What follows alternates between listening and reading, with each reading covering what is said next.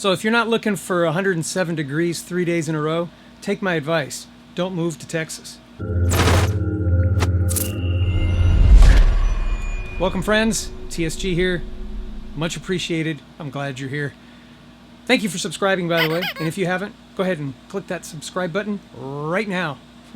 You know why? It's hot. I got the air conditioning running. You may hear that in the background. And it's been pumping for a little while here. And my little insulated tool shed does okay. But the deck up there isn't insulated. I got to get that thing insulated, I think. Maybe we'll do that pretty soon. But yeah, it's a little warm. What am I going to do today? Well, if you've been following along, check out my videos if you haven't.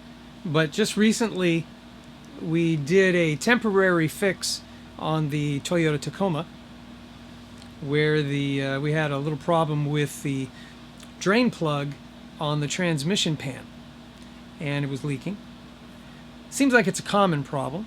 Maybe we can talk about that at a future date if you guys have a Toyota Tacoma. Mine's a 2006.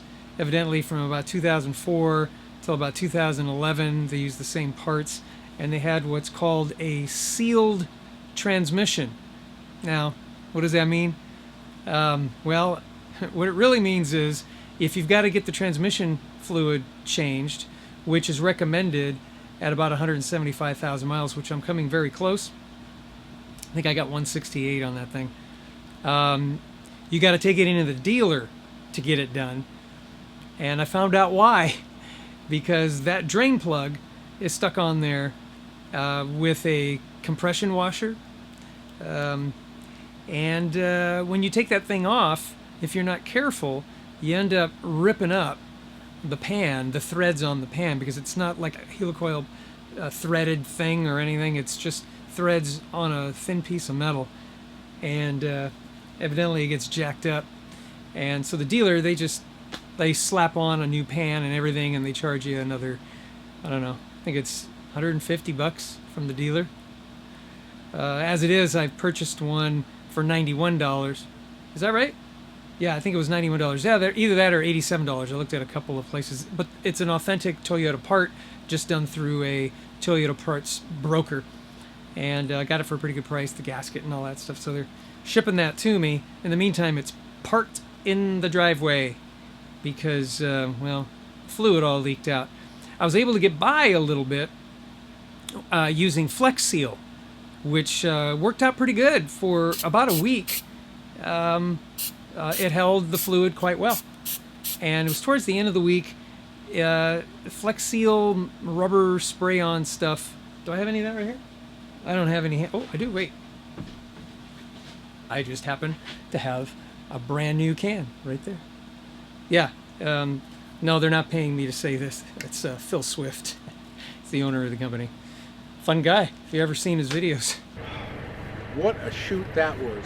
What a bizarre day. Seemed to work pretty good, but I don't think it's designed for extreme high heat. And transmissions, as you know, because of the friction that's in there, gets pretty hot. Plus, it's close to the asphalt. Got hot underneath there, and it started to wear down, and it's starting to leak again. Quite frankly, I didn't want to keep spraying this stuff on there. But in a pinch, it worked pretty good. Needless to say, I got to get that thing replaced, and it's not going to last forever that way. So I'm getting that put on. What I thought I was going to do, and I ended up doing, was I added some transmission fluid to the transmission pan area thing. And because it's sealed, there's no filler. You know, a lot of transmissions have a little funnel-like filler thing that comes up into the engine compartment. You unscrew that and you can pour transmission fluid down there, check it with a dipstick. None of that on these Toyota sealed transmissions. But there is a plug on the side, and the way to get to it, it's a 24 millimeter for all you metric folks. And for you American folks, that's equivalent to 15/16. They are a equivalent match. They may be off slightly from each other, but enough that you could 15/16 works great. And then you got to kind of squeeze it in with a pump thing, and watch the video. You'll see what I needed to do. In any event, Got it all filled in and all that, but I didn't have a 15/16 wrench. Which brings us to today's video. This is just the word to the wise out there. So I went to the store. I figured I'll go to Home Depot and find a 15/16 wrench. And lo and behold, they had one left. 15/16 combo wrench. You know, got the open end here, got the box end here, and it's Husky. Bought this baby. It was only, I don't know, $9, $8.50, something like that. I was like, what a deal! And I needed it now because I had to break open that nut and pour some fluid in so I can move the truck because it, needed some transmission fluid. And I thought, pretty hefty, should be okay. It's just a nut, right? Well, I get the thing on, and it fits on there just perfectly.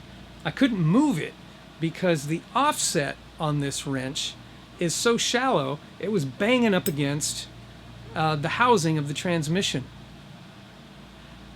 So where it slipped on just fine, I couldn't go up because there's a sensor thing, and it wasn't the sensor that was blocking, it was actually the arm that holds the sensor that's welded on, was right there, and the housing kind of stuck out a little bit, and I couldn't go down. I couldn't even break it free.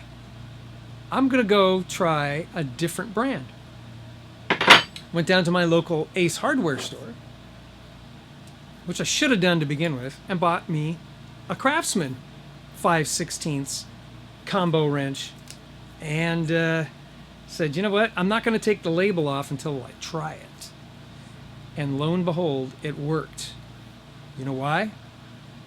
The offset is much greater on the Craftsman than it is on the Husky. On the Home Depot website, it says that the Husky has a 15-degree offset, just like the Craftsman, which in a minute we're going to show you that it's just not true. Now, I will say the build of the Husky, it's a bit heavier. The profile in the handle is a bit more narrow than the Craftsman. The Craftsman's a little more stout right here in the middle. And then this way, widthways, it's a little bit stouter here than the Craftsman. But they're both drop forged and heat treated, very strong steel. Some sort of carbon steel, I think. Now, Craftsman is no longer made by Sears. It got bought by Stanley Black & Decker a few years back. And officially, all Craftsman says about their steel is that it's a steel alloy. They're both very tough. I try to put this in the my vise to try to rake this over a little bit more, and it wouldn't give. So I know it's forged, so it's very, very hard, and if I would have done that, it probably would have snapped off. But the Craftsman came through like a champ, and that's because of this rake on here. Let me take you down here to my workbench, and I'm going to show you how much difference this is. Alrighty, there's the Husky. There's the Craftsman. We're going to measure the length on these things here in just a minute, but I do want to demonstrate the rake on these two, difference between the two. Now this was the, I have a 3/4 inch, I also got a 7/8 in there too, and I tell you, the rake is quite high. You see, the offset is quite high. So that's what I was accustomed to. That's kind of what I was expecting, something like that. But instead, with the 15/16, it goes up about that high. With the Husky, that's all it does. The offset is quite a bit shallower, and so the handle gets in the way of, at least in my application, and I'm sure in many applications, the reason why you want this offset is so that it can fit in, because the nut is inset in some way, shape, or form, and you want to get it inside of there. Let's do this. Take a piece of wood, and I'm going to press down on the box side, and you can see the rake difference. Look at the difference. So Husky has that kind of clearance, the Craftsman has that kind of clearance. Way, way better. Can get inside inset nuts way better. Gosh. All right, look from the top and let's measure these things. So let's, I'm going to put this piece of wood up against here and bring them to the same plane. And if you look over here, you'll see that the Craftsman is a little bit longer than the Husky. Let's measure. Got a tape measure here. From the longest point, sorry about the tape being upside down, but that's the way it goes. It's 12 3/4. This dude is roughly 12 3/8. So it's a little shorter. I will say that the Husky is a little bit heavier dutier right in this area. It's reinforced a little bit more than the Craftsman. It's thicker this way than the Craftsman. It's kind of interesting, the box end, let's flip this thing around, the box end is actually offset, so it's very heavy duty here, and so the hole isn't right in the center of this forging. It's to this direction a little bit to offer a little more space here, where the Craftsman doesn't. So for all that's worth, let me show you my, I don't even know what this is, PNC, 3/4 inch. It's busted right there, and welded it back together again. But you can see it's very thin. They were probably trying to avoid that kind of thing from happening, although Craftsman has done a nice job with that. None of that stuff. All right, so a little longer. This one's shorter, a little stouter here than there. Same thing on this end. It's a little bit wider here than this one. Measure that. It's 5/8. This one is 3/4. I don't know. 13/16. So it's a little bit narrower here, 13/16 versus this one. But this way, folks, yeah, as you can see, quite a bit stouter here than here, at least in the middle of the handle. I don't know if that counts. Let's throw these on the scales, shall we? Husky, 15 3/8 ounces. Okay. The Craftsman, 14.5 ounces. A little lighter weight.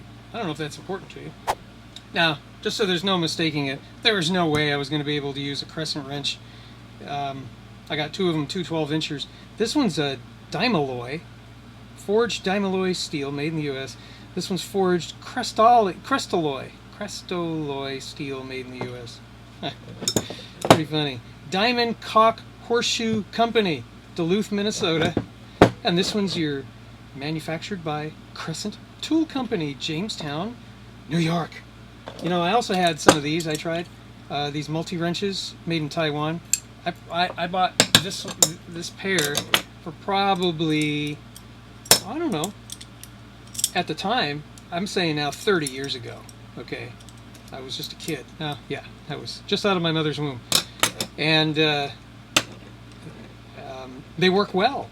But there's no way, there's no offset. There's no way that thing's going to fit in there, and you need all sorts of room to negotiate, and it works great for bolts that are just kind of sitting out. And if you had nothing else, it's kind of like your multi-purpose, you know. Didn't work. I needed one of those. Actually, I needed that one. Well, there you go. Now you see for yourself. A little heavier.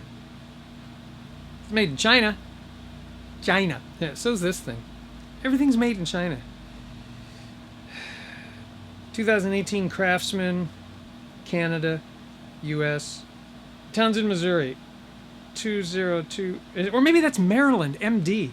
Man, the eyes are getting bad, folks. I'm going to put a link down below. I'm going to recommend the Craftsman. Yes, it was, I think, $18.99, so nearly $20 for this thing. And, you know, I've gone my whole life not needing a 15/16 wrench. Well, that's not entirely true. I did need one at one point, and my next door neighbor at the former home that we had when we were living in California, he had a 15/16, and he said, anytime. So anytime I needed it, I borrowed it. And that was only actually one other time.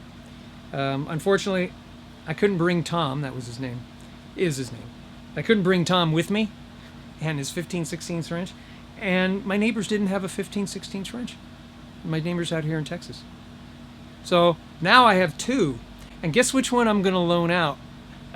Yeah.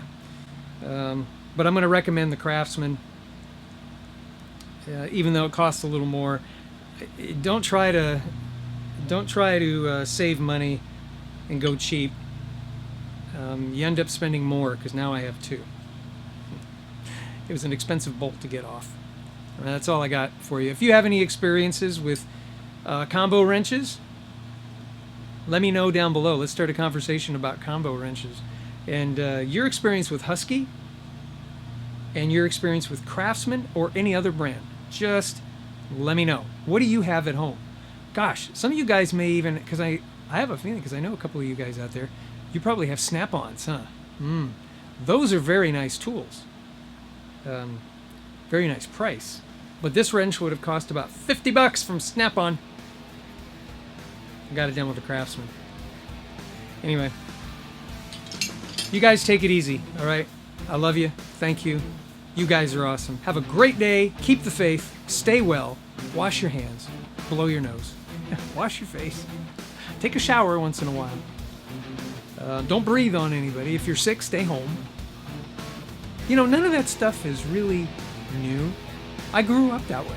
So people around town are acting like, wow, this is stuff that I've never knew about. I better wash my hands. God. All right. We'll see you. God bless you. God bless America. May America bless God. See you.